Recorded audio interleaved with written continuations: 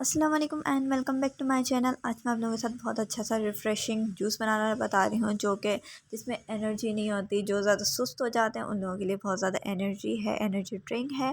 तो खून की कमी को पूरा करता है। तो इसके लिए मैंने लिया था गाजर, ये है किन्नू, ये आप अपनी क्वांटिटी के लिहाज से रखें आप लोगों को कितना रखना है।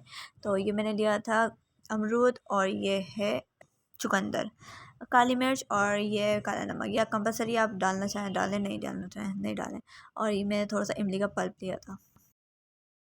और सब चीज़ों को मैं एक साथ इसमें ऐड कर दूँगी ब्लेंडर में, और काला नमक, काली मिर्च भी ऐड कर दूँगी। और थोड़ा थोड़ा करके पानी ऐड करती जाऊँगी, जब मुझे ज़रूरत पड़ेगी पानी की मैं इसमें ऐड करती रहूँगी। और इसको स्ट्रेनर की हेल्प से अच्छी तरह छान लें। जो छोटे छोटे लंग्स आते हैं जो मुंह में आ जाते हैं, तो बिल्कुल फ्रेश और बिल्कुल नीट एंड क्लीन जूस मिले।